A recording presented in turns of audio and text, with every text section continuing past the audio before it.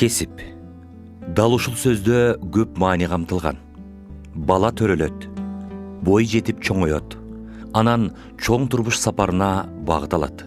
Өз жөндөмүнө, шыгына, дараметине жараша кесип тандайт эмеспи? Кесип демекчи, ал адам жашоосундагы эң башкы жол. Өз кесибинин профессионалы болуп, ата-бабаларыбыз айтмакчы, адал эмгектен ырахат алып жашоо кандай бакыт. Талбаган эмгегинин натыйжасында баар таап, ар бир кесип ардактуу экендигин далилдеген каармандарыбыз да жок эмес. Бүгүнкү көрсөтүүбүздүн каарманы дагы 16-17 жашынан тарта медицина тармагына ишенүү менен кадам таштап, бүгүнкү күндө өмүрүнүн дээрлик көп жылын арнаган эмгек мээнетинин таттуу жемишин татып турган чагы. Татаал кырдаалдарга карабастан өзгөлөрдүн ден соолугуна кам көрүп, кесипчиликтин оор кыйыштарынан тайбай, ошол эле учурда кызыктуу дагы, өкүнүчтүү дагы жана кадырлуу кесиптин ээси, медицина илимдеринин доктору, кулак мурун, тамак ооруларын изилдөө боюнча профессору, мыкты дарыгер Жумабек Сулаймановичтин медицина тармагындагы басып өткөн жолу, тагдыры жана үй бүлөсү жөнүндө баяндап берүүнү туура көрдүк. Анда сөз башынан болсун. Медицинага мен 64-жылы келдим, эң башталышы. 8 классты бүтүрөрү менен кеминде Быстровка айылынан бүтүргөм. 8 класста ал жерде 8-летний школа бар болчу, 8 класс билими менен делге биздин жашаган жерде. Анан 8 классты бүтүрүү менен бүтүп атканда агам анда мединститутта окучу, калп айтпасам ушу 4-курста эле ушу мединститутта. Как раз ушу зданияда илгери, ушу здание главный корпус болчу мединституттун. Агам келип калып айтып калды, эми азыр институттарга, ар кайсы жерге, башка техникумдарга кириш кыйыныраак, отбор өтө, илгери баарыңар билесиңер, отбор өтө күчтүү болчу. Экзамендер күчтүү болчу, өтүшү эң татаал болчу. Анан кийин айтып калды, эми 11ден кийин да кандай ситуация болот, азыр медучилищеге эле кире бербейсиңби, зубной техник деген жакшы специалист, ошо кирип окубайсың медучилищеге дегенден. Анан кийин болуптур деп, анан кийин келип, агам алып келип, тапшырып келип жардам берди. Эмне дегенде ал убакта 8 класстан шаарга келиш, үй жок, туугандар эч ким жок, келип бир четинен жашоо тапшырганы келгенде да ал убактарда общежитие көп берчү эмес. Анан кийин макул деп келип туруп, аны тапшырып калдым медучилищеге. 64-жылы, 67-жылы аны бүттүм, зуботехническое отделение деп. Бүткөндөн кийин анан тиги Акунбаев көчөсүндө эми бар эмеспи, 3-чү стомат поликлиника, мединституттун бир жагында. Ошол жерге барып иштеп калдым, бүткөндөн кийин. Ал жерде 3,5 жыл иштедим. Андан кийин Кеминге барып, районго барып, Орловкага, Кемин район Орловка айылына барып, ал жерде да 1,5 жыл иштедим. Анан иштеп атсам, ошол эле агам ал убакта уже институт бүтүп калды, анан бир күнү Атбаш жака иштеп кеткен. Анан аяктан бир күнү отпускка келип калып, анан айтып калды. Эми ушу бойдон зубной техник бойдон баары жүрө бересиңби? Тырмактарың, колдоруң баары кир болуп, анан кийин анын үстүнө кислота менен иштейсиң да, тиш жасайсың. Анан айтып калды, ошо кислота жыттап жүрө бересиңби? Андан бери дагы билимиңди өркүндөтүп мединститутка кирбейсиң деп калды. Анан макул дедим. Ал убактарда жогорку окуу жайына кириш абдан кыйын болчу. 10 класстан келген балдар дагы кире алчу эмес. Эмне дегенде направление келчү. Колхоздордон направление алыш керек болчу. Биз болсо училищеден бүткөндөр эми же 5% болуш керек болчу. Же болбосо медалист болуш керек болчу. Анан мага бир 2 сабактан 3 болуп калыптыр.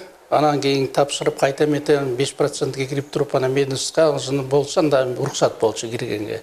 Анан пересдавать этип кайта башка тапшырайын десем, кеч болуп калды деп болбой коюшту. директор болбой койду. Уже кеч болуп калды деп. Анан кийин айласыз, анан кийин 5 жыл иштеп калдым. 5 жылдан кийин өтүп кеттим да анан кийин 72-жылы кирдим. Ал убактардан конкурс абдан жогору болчу.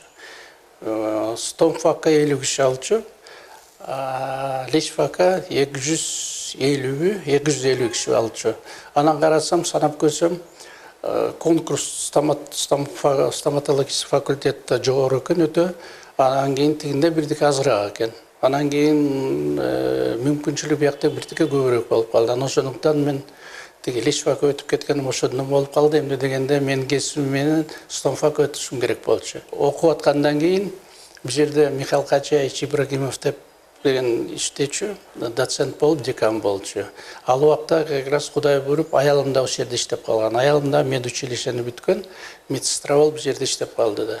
Анан тааныш болуп калып, анан келип сурандык да Лечфактан стомфакка которулайын десем, жумө кеч болуп калды. Биринчи курс бүткөндөн кийин которулсаң болот эле, эми окуй бербейсиңби, эмне кыласың стомфакты деп калды. Анан мейли деп окуй бердим, ошентип Лечфакты бүттүм 78-жылы. Алгачкы устаты эл аралык медицинада аттын кашкасындай таанымал, белгилүү профессор Георгий Аронович Фейгиндин колуна шакирт болуп келип, эң чоң түгөнгүс тажрыйба топтогон. Бир топ ийгиликтерди көрсөткөн. Жумабек аганын жөндөмдүүлүгүн, кызыгуусун байкаган устаты аны лор бөлүмүндө, башкача айтканда, кулак мурун, тамак ооруларын дарылоочу дарыгер катары калуусуна түрткү болуп, ишмердигин андан ары улантуусуна шык берген. Өзү Өзбекстандан, Намангандан чоңойгон, андан кийин Читага барып зав кафедра болуп көп жыл иштеп, анан кийин конкурс менен биякка келип калды. Ал убакта Данияров Санжарбек Бакирович ректор болчу. Анан ошолор менен байланышып, анан как раз тиги киши чакырып, анан көргөнү 77-жылы келип калды. Анан кийин мен 78-жыл бүткөндө кружокко катышып эметсем, мунун ой жүгүртүүсү абдан бийик деңгээлде экен. Өзгөчө мореке рак гортанida биздин область боюнча кекиртек эмелердин шишиктерин дарылоо боюнча ыкмалары ар кандай экен. Анан аларды угуп көрүп, өзүм кандайда кызыгып кеттим лорго. Кызыгып кетип, анан кийин катышып жүрүп, анан кийин бүткөндөн кийин тиги киши айтып калды, каласыңбы кафедрага лор болбойсуңбу дегенде мен айттым, с удовольствием дедим. Устатынын кеңеши менен ординатурада окуп, андан соң аспирантурага тапшырып, илимий ишин жактап келгенден кийин Иса Ахунбаев атындагы мед академиясында студенттерге сабак берип эмгектенет. Аз бүгүнкү күнү бул жаштар, ординатор, аспиранттар чыдабайт. Бир күн дежурить этселер, эртең менен ыйлашат, кетейин үйгө, чарчадым, уйкум келип атат деп. Ал убактарда бизде требование абдан жогору болчу. Күнү түнү эртең менен келесиң, дежурство болсо, дежурство, операционный болсо, көргөнүчтүн жанында мен такай турчумун, оң колу болуп, биринчи ассистент болуп. Дежурстводан кийин, то есть операциядан кийин дежурный болсоң, каласың, кете акың жок кетишке. Эртеси күнү каласың. Эртеси күнү кайта операционный күн болсо, кайта операция. Же болбосо кетпейсиң, өзүңө ооруларын көрүшүң керек саат 1-2-3 чейин. Анан 2-3тен кийин анан кетесиң. Араң бутуңду тартып. Улам барган сайын медицинага болгон кызыгуусу артып, жеңил, оор операцияларды кылууда катыша баштаган. Кийинчерээк дээрлик татаал операцияларды өз колу менен жасай баштады. Көптөгөн республикалык, эл аралык илимий конференцияларга үзгүлтүксүз барып, билимин өркүндөтүүгө таалыкпастан жан үрөп келген. 10 жыл бөлүм башчы болуп иштедим. Ошондо эки жерде кафедрада сабак берип аттым, анан кийин бөлүм башчы болуп иштеп. Ал убактарда өтө кыйын убак эле. Чындап айтсак, өзүңөр деле билесиңер, 91-жылдар баягы Союз бөлүнгөндөн кийин, ыдырап тарагандан кийин турмуш кыйын болду. Кишилер эмне кыларын билбей калышты. Өкмөт да өзүнүн эмне кыларын билбей калды. Бизден ошо убактарда ал эмес бир айылдан экинчи айылга кишилер келе албай калды, кыска жерде жөө басып калышты. Ана бизде болсо, бул жерде Ошондо санитар биз эң улуттук госпиталь деп аталчу улуттук госпиталь эң чоң отделение бул биздин отделение бар болчу. 90 койка. 90 койка. Андан кийин мен кетерде, кийин улам санитарный нормага жеткизели деп улам сокращение кылып атып, где-то кийин мен кеткенде бир 70 болду, 65 койка болду. Бүгүнкү күндө дагы 65 койка, эң чоң бөлүм улуттук госпиталда. Ал убакта лампочка керек болчу, ал убактарда чүпүрөктөр жуй турган тряпкалар половой жок болчу, эчтеке жок болчу. Жумада 1-2 жол сатып алчубуз. Анын баары акча. Анан ошондой кыйын турмуштарды өткөздүк, бирок мен ойлойм, врачтардын эмелери жаңгыз эле биз эмес, биздин отделениябыз бүт эле ошондой болду да. Врачтарга да Кудай шүгүр деш керек. Бүгүнкү күнү медицина, здравоохранениени ушу күнгө чейин сактап келгенибиз. Кулак мурун, тамак ооруларын кылдаттык менен изилдеп, микроскоптун жардамы менен жаңы ыкмалардын негизинде кулактын угуусун жакшыртууда салымы зор. Кулактын угуусун күчөтүү боюнча Кыргызстанда жасала элек операцияларды изилдөөгө жетишти.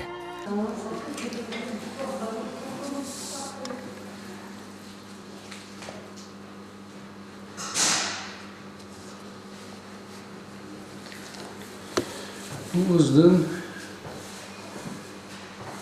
тарсылағы көп, тарсылағы тешіліп, соны чамаш керек болады. Бұл жерде операционный блокто иштегениме 93-төн бери, ушу Жумек Саманович мен ушул жерде опер блокто чогуу иштедим да. Жумек Саманович буга чейин заведующий болуп келген. Азыр дагы бул жогорку билимдүү врачтарды окутат. Мүнөзү шайыр. Биздин коллектив менен абдан жумшак. Бизге болгон мамилеси жакшы.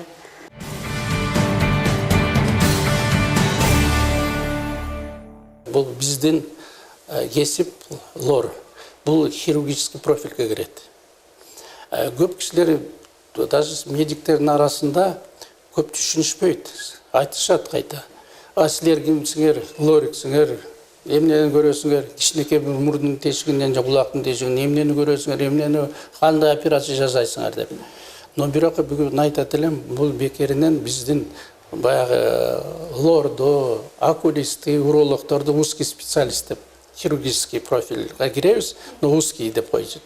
Узкий направление. Бирок биздин эмебиз өтө татаал, биздин кесип лор. Эмне дегенде биздин лор дегенде бул эмне кирет бизге? Моюндун баары кирет, бекеринен айтылбайт. Лор отделение болезни уха, горла, носа, хирургия головы и шеи деп коет. Бизге ошондо моюндар, рактар, кекиртектин ишкергени, стеноз болгону, ларингиттер, рак гортани, анан кийин флегмона шеи деп коет. Эң чоң татаал оорулар. Булдан көп процент кишилер өлүп кетет, убагында эметпесең. Ошондой эле анан мурун, тамак, кекиртек бүт эле жеңил жерлер тегеректе, мурдун тегерегинде каймаровый лобный пазухи дегенде, основная пазуха, решетчатый клетки деп коет. Кулак болсо, кулакты ириңдеп, эметип чирий баштаганда мээ менен байланыштуу. Кээ бир учурларда биз мээге кирип кетебиз. Абсцесс болгондо өзгөчө экстрадуральный, субдуральный, экстрадуральный деп коет, айдакта проблема жок. Илгери компьютер тиги бул жокто көп эметелекте ачып туруп мээни кезип эмени иштечүбүз, ириңди каякта дегенде. Андан ошон үчүн өтө татаал. Анан жана флегмона шеи деп атпайм. Флегмона шеи болгондо моюн баягы эмелер моюндун эметип ириңдеп кетет. Моюн ириңдеп, анан ириң болсо ылдый кирип туруп, анан кийин жүрөк жакка кирип кетет. Ошондо уже медиастенит деп коет. Ошондо да биз дарылайбыз. Конечно, баштаганда татаал операциядан баштабайсың. Тонзиллэктомия деп коет, жанагындай тамак беси, улам кармап эметкенде, ал кээ бирде эмеге таасир этет, жүрөккө таасир этет, ревматизм же дагы порок сердцеге алып келет, же болсо бөйрөккө таасир этет. Анда ошондой байланыштуу болгондо бести алып салыш керек. Ошо операция. Алар деле бир караганда бир жеңил көрүнгөнү менен кээ бир учурларда жүрөгүң түшөт канаганда.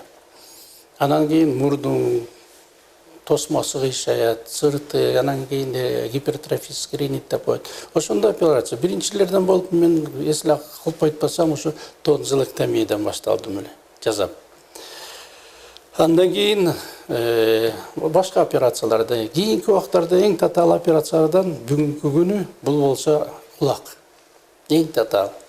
Бизде деле бүгүнкү күнү мына эң бийик деңгээлдеги отделение бизден бийик айтып атпайм, эч ким жок. Третичный уровень деп коет бизди. Эң кыйын операциялар бул кулакта. Жумабек ага кулак мурун, тамак оорулары менен жабыркаган көптөгөн бейтаптарды айыктырып, жарандарыбызга үмүт берип, алга карай умтулуусуна себепчи десек ашыкча болбос. Бүткүл кыйынчылыктардын артында эң чоң жеңиш бар дегендей, 50 жылга чукул эмгегинде медицинада сыйга да, сыйлыкка да татыктуу орунга ээ. Өзүнүн билгендерин окуучу шакирттерине үйрөтүп, ординаторлорду, аспиранттарды, мыкты дарыгерлерди тарбиялап окутуп чыгарды. Мен Жумабек Сулаймановичти 1990-жылдан бери билем. Мен ушул бөлүмгө келгенден баштап ак киши менен биринчи таанышып, ошол киши менен иштешип баштадым. Ошол убактан бери ак кишинин жумушуна карап, адамгерчилигине карап, үй бүлөсүнө карап, коомдогу өзүн алып жүрүш турушу менен иштеген иштерине карап, ошондон бери ал кишиге мамилем аябай жакшы, профессионал катары ак кишини сыйлайм. Ал өзү дайыма өнүгүүнүн үстүндө тынчала албаган, бир жерде тура албаган, дайыма жумушты ойлогон киши, үй бүлөсүнө камкор киши, бейтаптарга жумушуна аябай тыкан, кесипкөйлүк менен мамиле жасаган киши, өтө жоопкерчиликтүү киши, ар бир ишине, сөзүнө маани берип сүйлөгөн киши деп билем ак кишини. Иши жөнүндө жалпылап айтсак, операциялар жөнүндө бейтаптарга жасаган мамилеге караганда, бизге караган жасаган мамилене карап, биз ал кишини биздин мугалим катары, окутуучу катары карайбыз. Ал киши бизден бир топ улуу киши 70га таяп калды буюрса, бирок 70 деп айтпайбыз. Тың, элпек, чапчаң, энергиясы көп киши ал. Анан ошого карабастан, жашына карабастан, азырда чыгармачыл иштеп, жумушунан ылдыйлабай кайра өйдөлөп иштеп атат деп ойлойбуз. Көп жаштарга караганда энергиясы бир топ өйдө турат. Ал эми иш боюнча карап көргөндө ал киши чоң хирург, тажрыйбалуу врач, бир чоң үй бүлөнүн атасы, медицина илимдеринин доктору, профессор, көп жылдар бою ФУФта, факультет усовершенствования врачей бар, ошол жерде доцент болуп региондон келген врачтардын кесипкөйлүгүн өйдө бир топ кызматтар жасаган киши. Андан кийин бул 2000-жылдардын башында докторлугун жактады, ага чейин доцент болуп аткан, азыр эми профессор. Көп жаңы операциялар киргизди клиникага, ыкмаларды киргизип атат. Бул жанагы кулактын уушунун өрчүтүү боюнча операциялар бар, алар өзүнчө бир ювелирный операциялар, микроскоп менен жасалат. Ага бир мындай усидчивость керек, ага бир чыдамкайлык келген операциялар бар. Ал жөнөкөй жумуштар эмес, ошонун үстүндө иштеп бир топ ийгиликтерге жетишкен киши ал. Анан ал ийгиликтер менен мен жекече сүйүнөм. Ал кишиден көп нерсени үйрөнгөм, дагы эле үйрөнүп атабыз. Бир мындай бир оор бейтаптар болгондо, оор бир моменттер чыкканда ал кишини дагы деле чакырабыз, кеңештерин угабыз, операцияларга кээрде болбой киргизебиз. Кирип көрүңүз, карап бериңиз, кандай кылайлы, баягын кандай кылайлы. Дайыма бизге эч жакта жок деген сөзүн укпайбыз. Бизге жардам дайыма берет. Кулак, мурун, тамак боюнча илимдин докторунун биринчилеринен болуп жактаган киши. Одан айтып атсак, ашык болбойт. Анан ошол жактан ал кишинин тажрыйбаларын нишин бейтапка жардам болуп атса колдонбошубуз керек. Колдонобуз, күндө колдонобуз, керек убагында оор учурларда үйнөн түндөп алдыртабыз, телефон менен чалышабыз. Так что биз эр шаркак, мен ойлойм, жакшы иштеп атабыз деген ой бар менде буюрса. Дагы да буюрса, Кудай буюрса, аманчылык болсо, дагы да иштешебиз деген чоң ой тилектер бар, каалоолор бар, ниеттер бар.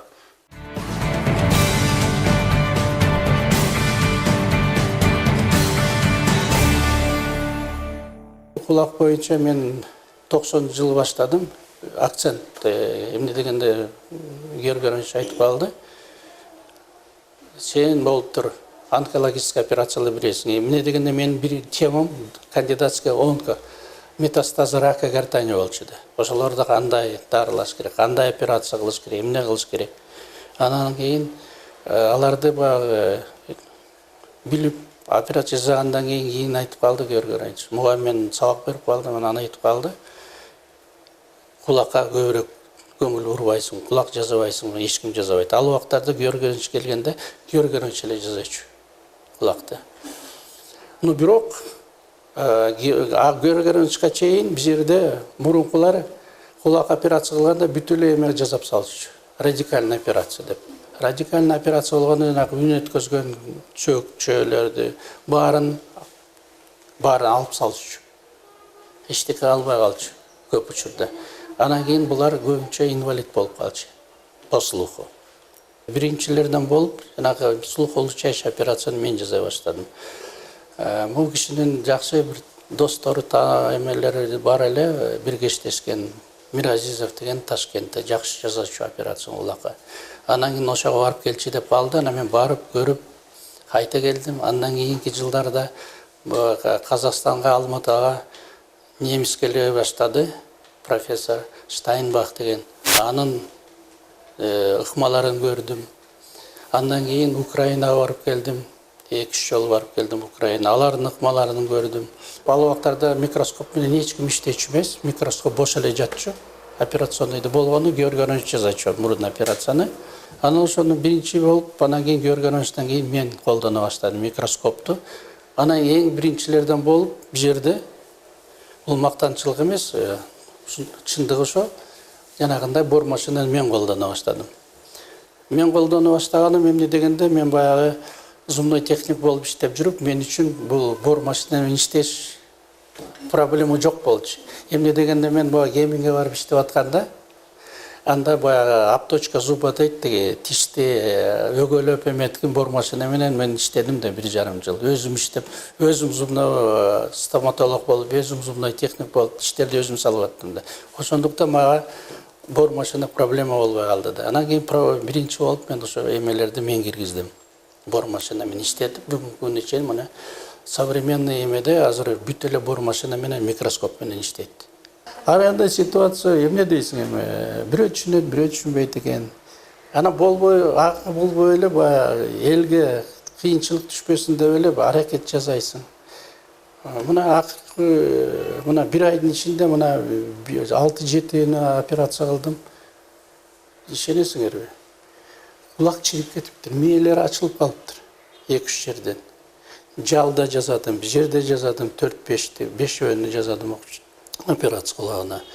Чирип атып, чала дарылан же болсо келишпейт, же болсо кээ бирде келет, мен ооруган эмес, мына кече эле ооруп калдым деп. Карасаң, компьютер жасатасың. Кайрап анан операция ачкандан кийин компьютерде эле кээ бир учурларда 100% көрсөтпөйт жакшы. Анан кийин жанагынтип эме кылып, операциянын убагында ачсаң, уже мээ ачылып калыптыр. Ошондой ситуациялар болот. Анан кийин баягы операциялар бири-бирине окшошпойт. Тыйын жутуп алып, такалып калып, кызыл өңгөчтө. Бул мурун көп болчу. Эң көп болчу. Мунун да ыкмасы бар кандай. Биринчиден, экинчиден анан кийин жанагында наушник колдонгон да бул өтө зыян. Как раз биздин кесип эмес. Бара-бара начар эметкендер да көп болот. Мээге таасир эткендер да болот бара-бара. Жанагы эмелер калып калат ичинде.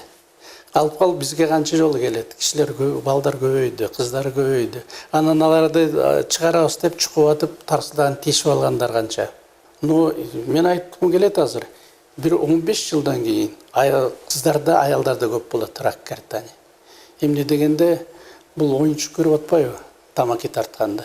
Балдарды тартканы ишо мейли түшүнсө болот, эркектер эметип атат деп. Оюнзок болуп анан кийин эми кыздар татып атпайбы, жаш кыздар. Мектептен баштап атпайбы. Эми ошондуктан мен айтам, бир 10-15 жылдан кийин рак гортани кыздарда, аял затта көбөйөт. Эмне дегенде, бул жерде эң жөнөкөй эле түшүндүрүш керек механизм кандай болот. Өзүңөр деле ойлоштуруп көргүлөчү. тамаки тартканда бул эмнени дем алып атат. Бул түтүн да. Түтүн эмненин түтүнү? Кагаз менен тамакинин жанагы тамаки чөптүн күйүп атканы. А эми ойлоштуруп көргүлөчү. Түтүн бул кагаз менен жалбырактар канча температурада күйөт? Билесиңер, 1000 градуска жакын күйөт. Эми ошону көргүлө, тамакини тартып, анан кекиртек менен ортосун мындай эле. Ошону ызык бойдон кетип атпайбы? Биринчиден, ызык бойдон кеткенде барып алып ошо былжыр эттерди күйгүзүп атпайбы? Күйгүзүп атат. Күйгүзгөндөн кийин анан тамакинин дагы майда микрочастицалары кетип атпайбы? Алар барып сезгенген эмелерди дагы дополнительный травма кылып атпайбы? Тип эметип атпайбы? Жараны деле чукуй берсеңиз чоң жара ракка айланып кетет да. Ошо сыяктуу эле эмете берет, күйгүзө берет. Күндөн күнгө эле күнүгө керек болсо 2-3төн, 5тен же болбосо бир пачкадан тартып атышпайбы? Буларды оюнчук керет, анан ошодон көнүп калат. Как наркоман сыяктуу. Ансыз турбай калат. Психологически уже мээсинде доминант болуп эле тамаки тартыш керек дейт. Ойлонбойт эртеңки күнү. Анан кийин ошондой эле кыздар да, анан кийин биринчиден ошо күйүп атканда, анан кээ бир учурларда мындай эле карап туруп деле билсең болот. Үн өзгөрүп калат көп тарткандан кийин. Орустар айтканда грубый голос болуп калат. Чала хрипотцой, жанагындай эле эмени көрүп атпайбы? Распутина, дагы бир ырчылар сески. Алар накта күнүгө тартышат да. Ожог, там ларингит хронический. Мен шефим айтканда, Георгиевич айткандай, рак никогда не бывает на пустом месте. Рак эч качан бир оорулуу жерде оору жок жерде пайда болбойт. Бул сезгенип, ошентип оорулуп алган жерде ошондо жанагындай эттер өзө баштайт. Токтобой өзө баштайт. Ошону рак деп коет. Анан рактын түрү көп да. Анан эмнеден пайда болду? Слизистая оболочкадан, жана эпителий деп коет, муну рак дейт. Булчуң эттерден эметсе, бул саркома, же болсо миома деп коет. Же болсо там дагы башка көп нерсе. Остеома, бул сөөктүн эмеси, опухоли. Анан кийин остеосаркома деп коет, сөөк рак болуп кетиш. Анын баары ушулар эмнин баары злокачественный опухоль кирет. Ошондуктан мен кээ бирде айтчумун, буларды токтотуш үчүн жаштар болуп, эме болуп, кээ бирде этический көрсөткөнгө болбойт. Же болбосо ооруларды операциядан кийин кекиртеги тешилгендерди алып келип киргизип көрсөтүп койсоң, гарантия берет элем, бир 40% сразу чыдайт тамакини. Ошондон рак гортани, рак легких бул тамакиден. Бүгүнкү күнгө чейин таалыкпастан эмгектенип, элине кызматын көрсөтүп келүүдө. Алдыда дагы да көптөгөн пландары бар экенин айтып, изилдей турган эмгектери, ачылыштары бар экенин белгилейт. Азыр болгону менин максатым ошо 20 жылдан ашып кетти, такыр ошону киргизе албай койдум. Кохлеарный имплантация деп коет. Бул бүгүнкү күнү эң бийик деңгээлдеги технологический операция деп коет. Бирок эмени эгерде салыштырмалуу эметсең керек, слухоулучающий менингопластика, тимпанопластика жасаган киши эгерде жөнөкөй бергенде операцияны жасабаса, мастаидотомия деп коет. То кохлеарный имплантация дагы жасаш кыйын. Эмне дегенде бул жеңилирээк болгону менен, тиги татаалыраак болгону менен, бирок муну билиш керек. Кохлеарный имплантация өтө деле татаал эмес. Бул жерде проблема болгону жанагындай имплант. Алыш өтө татаал турат. Кохлеарный имплантация бүгүнкү күнү $35,000 турат. 20 жыл мурун ошол экени мен киргизейин дедим эле Кыргызстанга. Ошондо даже мен министрге киргем, жанагындай директор департамент жана глухих немих бар эмеспи? Мамбеталиев беле ошо киши. Ошо кирип эметкем, жардам бербейсизби? Министрлер менен сүйлөшүп, тигилер менен сүйлөштүм. Акча жок деп проблема ошого токтолуп калды, ошойдон жылыш болбой калды. Же болбосо бүгүнкү күнү убакта ошондо мен планым бар болчу. Өзбекстан, Казахстан, Кыргызстан, орто среднеазиатский центр ашайын деген. По кохлеарной имплантации, по улучшению слуха. Но бирок ешким поддержка кылган жок, түшүнгөн жок. Эң негизги финансовый подпитка керек болчу. Ал болбой калды. Но бүгүнкү күнү мына кохлеарный имплантация бизде жасалып атат. Бирок жасаганы менен бул Россиядан келип жасап атышат. Москвадан келет. Санкт-Петербургдан келип жасап кетет. Ну, бааланы 1-2-3 жасалат. Анан кийин Турция болсо, бияктан алып кетип Турциядан жасап атышат. Кохлеарный имплантация бул жанагы бөбөктөргө жасалат. Жерекем 1 жаш, 2 жаш, 3 жашка келип анын баары туубаса, укпай калгандарга жасалат бул операция. Муну 100% баарын эле жасала бербейт укпаган. Өзүнчө отбор кылат. Анан кийин мүмкүнчүлүк болгондорго ошолорго жазылат. Эми Жумабек Сулайманович жөнүндө айтып отурса, сөз аябай түгөнбөйт. Жумабек Сулайманович бул клиникада иштегенине бир 45 жылдай болду. Бул Георгий Ароновичтин Фейгин деген биздин Всемирный академиктин ошонун окуучусу болуп эсептелинет. Жумабек Сулаймановичтин эмгеги абдан чоң.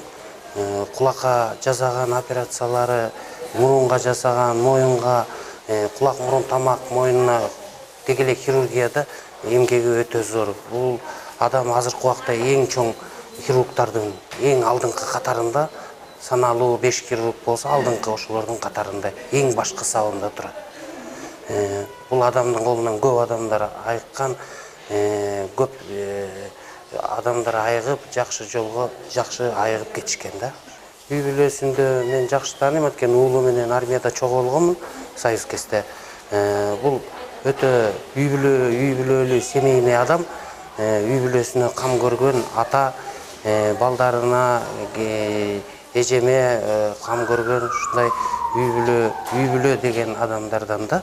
Ушундай бир өзүнө принциби бар окшойт. Эч качан мен занятмин, колум бошо коет эле, жумушум бар деген ушу кыйынчылыкта жүгүрүп келип жардам берет. Өз операциясын тыштап бүтүрө коюп жардам берет да. Ошондуктан операция учурунда Жумабек Сулайманович жасап аткан учурда биз жасаганга аракет кылабыз. Анан көп бардык эле хирургдар бизде күчтүү, бирок көп нерселер колдон келбегендин баарын ушу Жумабек Сулайманович чечип берет. Жалпы эле коллективге жана ошол Жумабек Сулайманович жөнүндө сөз болуп аткандан кийин жалпы баарыбызга ден соолук каалап кетет элем, ишибизде ийгилик, оорулар убагында айыгып, сакайып үйлөрүнө аман эсен кетишине биз тилектешпиз. Анан кыргыз элибизге тынччылык, жалпы эл тынч болуп, ийгиликтер көп болуп, кыргыз жеринде дайым ушундай жакшы экономикалык, саясий тынччылык болсо, экономикалык өсүштөр болсо, Кыргыздын медицинасы дагы алдыга жылат деген, өсөт деген ойлор көп. Мен ошону каалап кетет элем.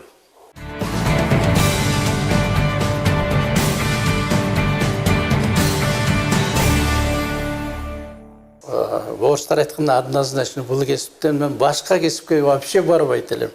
Мен кээ бирде таң калам, барып тиге анестезиолог болуп, жана судмедэксперт болуп жүрүшпөйбү. Алар деле өзүнүн кесибин сүйүшөт. Бирок мен айтам, силер кантип иштейсиңер? Мен вообще кайта төрөлүп, кайта эметсем, мен кайта только ушул лор болот элем деп. Ушунчалык мен өзүмдүн кесибимди сүйөм, бекер келген жокмун. Анын үчүн мен бүгүнкү күнү айтып кетем, айткым келет. Ушу 1000 мертебе ушу Георгий Ионовичке рахмат. Ошого жолуктурганга рахмат деп айткым келет. Ошо киши дагы эле азыркы күндө дагы мына иштейт, 89га келди. Но бирок, баягы мурдакыдай болбой калды, келип сабак берип, ой жүгүртүшү өтө жогору бул кишиники. Сонун көп кээ бир учурларда түшүнбөй калганда дагы эле ошондон сурайбыз. Кандай дейсиңер, оюңар кандай деп сурап турабыз.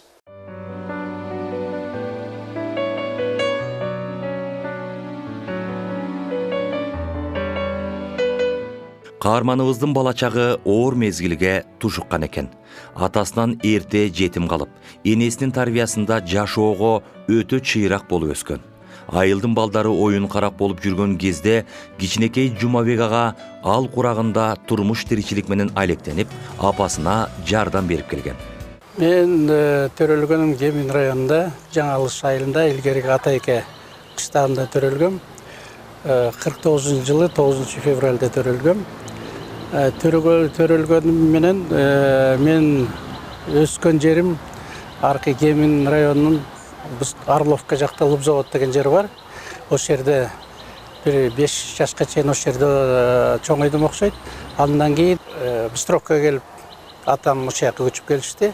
Ошол жерде үй салып, ошол жерде чоңоюп, анан ошол жерде 1 класска ошо Быстровкада темир жол бар. Темир жолдун мектебине ошо 8 класс, 1-ден 8 класска чейин ошол жерде окуп чоңойдум. Орус балдардын ичинде болгону ал убактарда Быстровка орус айыл эле. Орус айыл болгону ошонун ичинде бир 2-3 эле кыргыз бала бар болчу. Орусча болуп, анан кийин чала кыргызча орус болуп калып, андан кийин кыргыз тилин жакшыраак өзгөртүп, анан кийин уже эметип калдым. Жетим өстүк баарыбыз. Эмне дегенде 61-жылы атам каза болду. Анда мен ошо 5-6 класс, 4-5 класс болушум керек. Ошондо атам каза болуп калды. Апам үй жумуш менен болчу, эч жерде иштечү эмес. Анан кийин бир атам жактан да туугандар жок. Алыс туугандар эле, ат эле болбосо, мындай жакын туугандардан жок болчу. Апам болсо бир туугандары бар болчу, ала алыс ат башынын кара суусунан. Ар бирөөнүн үйүнүн, ар бирөөнүн өзүнүн турмуш шарты болот экен. Алардын өзлөрүнүкү, биздики өзүбүз. Ошондо бизде болгону 5 бир тууган болчубуз. 3 эркек, 2 кыз. Атам 61-жылы каза болгондон кийин апам айлас бизди багам деп уборщица болуп жаныбызда МСО бар болчу, Межколхоз строить организация. Ошол жерде уборщица болуп кирди, акчасы мизер, эптеп-септеп жетет. Айлас апам иштеп атты. Биз болсо үй турмуш менен, анан ошол убактарда эң улуусу мен болуп калдым. Агам мединститутта болчу. Анын үй турмуштун баары мен мойнума жүктөлүп, уялганда эмне эң улуусу мен болсом, апам жалгыз болсо жумушка кетет, кечинде келет. Эме да болуп аттым, нан жаап аттым, камыр жууруп аттым. Артымда бир иним, 2 карындашым. Аларды караш керек, анан кайла жок. Иштеш керек болуп калды, то есть кол жабышпай кылыш керек болуп калды.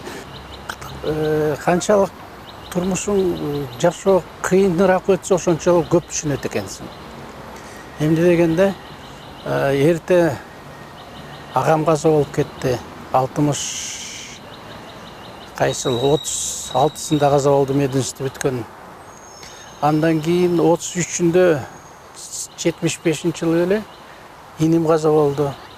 Азыркы күндө мына мен жалгыз эркектерден, анан кийин 2 карындашым.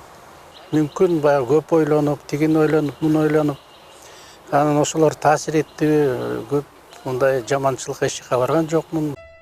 Турмуштун татаал сыноолоруна баш ийбестен мыкты келечек курууга ишенип, ар бир күн менен күрөшүп олтуруп, жаркын жашоону тапкан каарманым Жумабек ага бүгүнкү күндө 2 уулдун мээрүмдүү атасы, үй бүлөсүнө камкор жолдош, неберелердин тиреги болуп, бапыраган бактылуу үйдүн түндүгү. Өзүнүн жолун жолдогон уулу, кесиптеш өмүрлүк жубайы дагы дал ушул медицина тармагында дарыгерлик кесиптин ээлери. Мен 64-жылы келдим, 66-3 курска көчкөндө азыркы аялым Жумгалдан Чаектен келип калды, тапшырып медсестрага, детский профилге окуп калды, анан таанышып калдык эле, ошодон башталды окшойт сүйүү.